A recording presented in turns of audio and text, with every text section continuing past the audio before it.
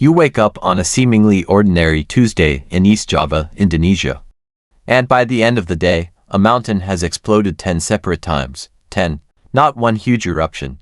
Not even a few scattered outbursts over a week. But 10 volcanic events fall from the same furious, fire-breathing beast, Mount Semeru. And it didn't just burp a little ash into the sky. If you enjoyed this breakdown, don't forget to like, subscribe, and drop a comment. Your feedback helps shape what we cover next, and you being here keeps the conversation going. Thanks for watching. See you in the next one.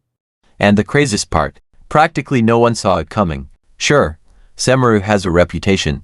It's Indonesia's highest volcano, perched right on the infamous Ring of Fire. It's not exactly shy when it comes to showing off. Locals know it can get rowdy. But this was a whole new level of chaos. It all went down on November 19, 2025. While you were doom scrolling or sipping your third coffee, Semeru was throwing its own version of a 10-part mini-series, each episode more explosive than the last. Scientists were left scrambling, emergency alerts lit up phones across Java, and villagers had to flee as walls of ash and fire barreled toward them. And now the question hanging in the air, heavier than the sulfuric fumes, is, how did this happen? Let's rewind the tape a little. Mount Semeru isn't new to the drama scene. It's been puffing and grumbling on and off for centuries. Known for its intermittent eruptions, it's like that one actor who never officially retires, just sort of disappears until they randomly headline another chaos-filled blockbuster. And like any good disaster movie, the warning signs were there. You just had to know where to look. For weeks leading up to the November spectacle, scientists noticed subtle signals, a spike in sulfur dioxide emissions, a few harmonic tremors rumbling below the surface, and changes in seismic patterns. Nothing too flashy. Nothing screaming brace for 10 eruptions in one day. More like the volcano was whispering something under its breath, and then just lost it in a full-blown scream. Here's where it gets fascinating. And honestly, a little terrifying. Semeru isn't powered by a single, simple magma chamber. Nope. Underneath that peak is a complicated plumbing system. Think magma with commitment issues. You've got 2 different magma types, each with their own vibes. One is volatile-rich basaltic andesite, the kind that likes to rise fast and go boom. The other is a thicker, slower, more brooding olivine basalt, building pressure until things go very wrong. These separate magma reservoirs feed into the summit dome like a ticking time bomb. When the lighter, gas-charged magma makes a break for the surface, it triggers sudden, explosive events. But when the heavier, more viscous stuff accumulates, it bulges out the dome until, surprise, it collapses, setting off deadly pyroclastic flows. And that's pretty much what happened on November 19th. The dome couldn't take the pressure anymore. It cracked, collapsed, and triggered a volcanic chain reaction, like lighting a row of firecrackers inside a pressure cooker. Except instead of confetti, you get superheated clouds of ash, gas, and rock charging downhill at hundreds of kilometers per hour, obliterating anything in their path. Whole valleys became instant no-go zones. Lava and hot ash barreled down into villages, coating everything in thick gray soot. 3 feet of ash in some areas. That's enough to cave in rooftops, smother crops, clog water sources, and render entire towns unrecognizable. If you've never seen volcanic ash up close, it's not like fireplace soot. It's fine, abrasive, and gets everywhere. In your lungs, in the soil, in your electronics. It's like the volcano personally came for you. And the ash clouds, they didn't just hover politely over the summit. They soared up to 18 kilometers into the atmosphere, way past commercial airline altitudes, forcing aviation alerts across the region and blanketing cities downwind in eerie twilight. You didn't even need to be near Semeru to feel its wrath. Meanwhile, satellite images showed a steady stream of pyroclastic density currents snaking down Semeru's flanks. These things are no joke. They move faster than you can run, hotter than an oven, and deadlier than lava. Picture a volcanic freight train of destruction, dense, turbulent, and superheated, moving through the landscape like it's got a vendetta. You do not want to be in its way. So where were the alerts? Why didn't more people know this was coming? Well, it turns out that even with the best tech in the world, predicting volcanic eruptions is still part science, part educated guess. Semeru is monitored, seismographs, satellite imaging, gas sensors, but this kind of sudden escalation is hard to forecast. Dome collapse events are especially tricky. The signs can be subtle until they're not. And remember 2021. Semeru pulled a similar stunt then, catching people off guard when the dome grew silently over months, only to collapse and send pyroclastic flows surging through villages. That disaster prompted improvements in monitoring, sure, but nature still moves on its own schedule. And Semeru clearly didn't RSVP to anyone's warning system. It's not just local politics and preparedness either. If you enjoyed this breakdown, don't forget to like, subscribe, and drop a comment. Your feedback helps shape what we cover next, and you being here keeps the conversation going. Thanks for watching. See you in the next one. Every tremor, every shift, is a step closer to the next eruption. The thing is, Semeru's eruptions aren't always huge. Most of the time, it bubbles and puffs, predictable, manageable. But that's what makes these sudden blowouts even more unnerving. It lulls you into a false sense of routine, and then, bam, 10 eruptions in one day. And honestly, we have to talk about how the magma chemistry plays into all of this. The high levels of dissolved gases like water vapor and sulfur are the real villains here. When that gas-rich magma ascends quickly, it's like shaking a soda bottle and popping the cap. Instant explosion. Scientists analyzing the erupted materials confirmed that gas content and pressure buildup were way above normal, a sign that deep internal changes had been brewing long before the dome finally gave out. Now, in the aftermath, researchers are scrambling to refine their models. They're piecing together seismic data, gas emissions, and chemical signatures like forensic detectives trying to understand what set the whole thing off. Because let's face it, Semeru probably isn't done. As long as the magma supply continues and the tectonic plates keep grinding, this dome collapse/blast cycle could repeat. Local communities are now in high alert mode, again. Emergency drills, evacuation plans, reinforced shelters. But when you're living next to a volcano that can go from mild to murderous in a matter of hours, there's only so much preparation you can do. The reality is, it's not a question of if Semeru will erupt again. It's when, and how bad. But the wild part, what happened at Semeru isn't just a local story. This kind of volcanic behavior echoes all over the world. Mount Merapi in Indonesia, Mount Pelly in the Caribbean, Mount St. Helens in the US, all have experienced dome growth and collapse leading to sudden, violent eruptions. It's a global pattern, a shared geological drama, just playing out in different languages. And that brings us to the uncomfortable truth. Volcanoes like Semeru are unpredictable by design. They don't follow human schedules. They don't care about sensor networks or satellite coverage. And even with all the science, sometimes the best we can do is watch, learn, and get out of the way.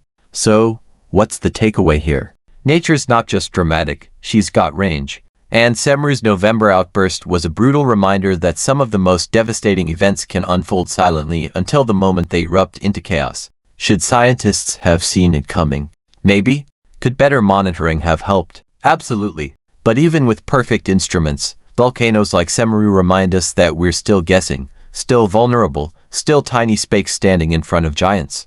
And for surviving 10 eruptions in a single day, Mount Semeru officially wins the award for most extrageological performance of the year. Runner-up goes to every nearby village that had to dig out of 3 feet of ash without skipping a beat. If you're as fascinated/horrified by volcanic meltdowns as we are, don't forget to hit that subscribe button and drop a comment below. What would you grab if you had 5 minutes to evacuate during an eruption? Because when the mountain blows, it doesn't send a calendar invite. It just goes. And if you thought the first 10 eruptions were the grand finale, think again. Mount Semeru didn't just drop the mic and walk away, it lingered. For days afterward, the volcano kept rumbling like a sore loser at the end of a game show, throwing aftershocks of ash and gas into the sky as if to say, I'm not done yet. But here's where things get really twisted. Semeru knew it had the spotlight. Once a volcano throws 10 eruptions in a single day, it doesn't go back to business as usual. It becomes a headline, a talking point, a looming, smoking question mark in the sky. People started watching it like a reality show. Scientists, emergency crews, and yes, even the local population, kept one eye on their homes and the other on that blackened summit, half expecting it to go full disaster sequel at any second. Now, if you've ever wondered what it's like to live in the shadow of a volcano like this, let me paint the picture. You wake up and check not just the weather, but the ash forecast. You keep a go bag by the door, packed with essentials, masks, and possibly a motorcycle helmet. Your kids know evacuation routes better than math homework. Every strange sound, a thunderclap, a rumble, even heavy rain, sends your heart into overdrive. Because when it comes to Semeru, hesitation can cost lives. And yet, People still live there, still farm the land, still build homes, schools, and temples in its shadow. Why? Because the land is rich. Volcanic ash, for all its destructive power, leaves behind soil that's fertile beyond belief. Crops grow fast. Water is plentiful. It's the ultimate toxic relationship the volcano takes, but it also gives. And for many, that trade-off is worth it. But let's not forget, this wasn't Semeru's first act of destruction. Its 2021 eruption was already considered one of the most devastating in recent memory. That dome collapse killed dozens, leveled homes, and triggered humanitarian efforts across the region. People were still rebuilding when the 2025 mega meltdown hit. It's like getting sideswiped by the same truck twice, on the same road, and realizing the road still has no guardrails. So when scientists start talking about magma chemistry and tectonic pressure, it's not just academic babble. It's survival strategy. Let's talk about that magma a little more, because honestly, it's the real drama queen in this story. Imagine two separate underground reservoirs. One's a bubbly, over-caffeinated mess of gases and molten rock just itching to make a scene. The other is slow, thick, and dangerous, the type that doesn't explode right away, but builds up pressure until it snaps. That's the olivine basalt, sticky, sluggish, but capable of monstrous force when pushed too far. Now picture these two types of magma slowly, invisibly creeping toward the surface under immense tectonic pressure. They don't mix. They layer, push, and prod. Eventually, the lighter magma makes a break for it, and when it does, it shoves everything else aside like a Black Friday shopper on a mission. That sudden ascent fractures the summit dome. The pressure is released. The mountain screams. That's when you get those insane vertical ash columns, punching into the sky like nature's version of a mushroom cloud. Pilots have to reroute, airports get shut down, and suddenly the world is reminded that yes, there are still places on Earth that explode with almost no warning. And while all this is happening, scientists are desperately trying to stay ahead of the chaos. Monitoring stations beep with alerts. Satellites capture infrared hotspots. Drones are launched to measure gas plumes and summit temperatures. But it's still like trying to predict a tantrum from a toddler who refuses to speak.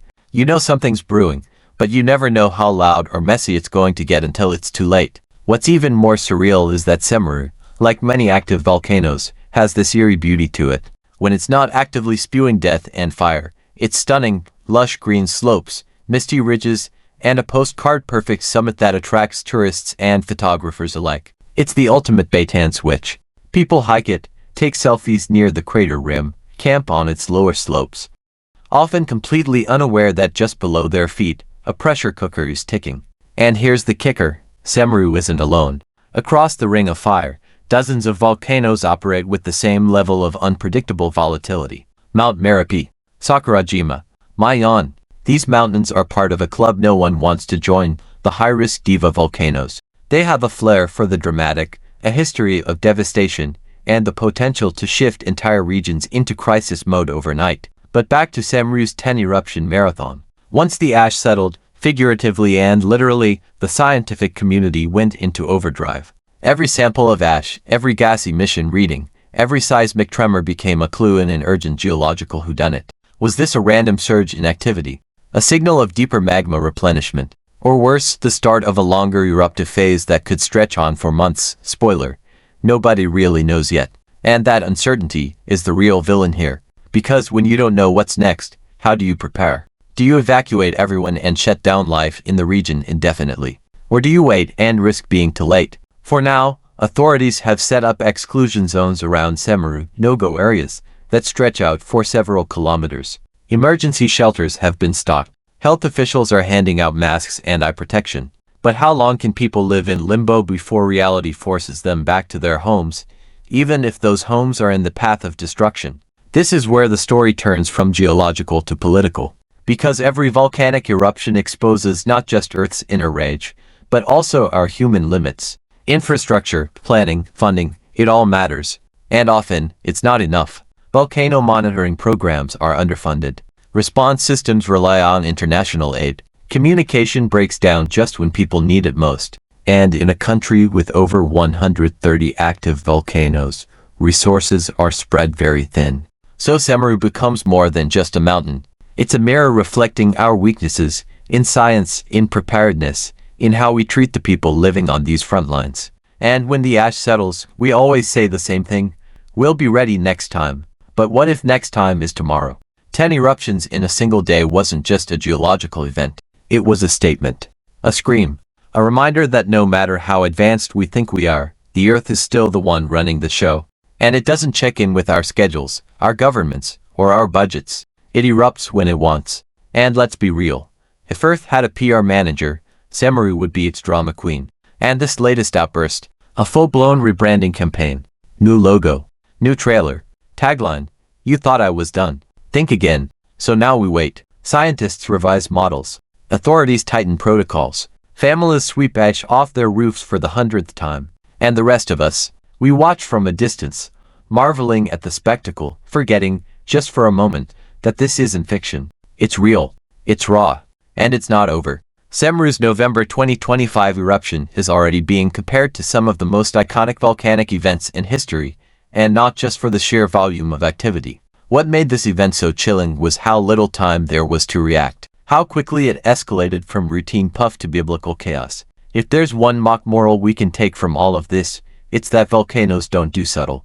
When they're quiet, we relax. When they're loud, we panic. But the truth, they're always working, reshaping the landscape, rewriting history, and every so often, reminding us that we're living on borrowed time. So here's your comment prompt, disaster junkies.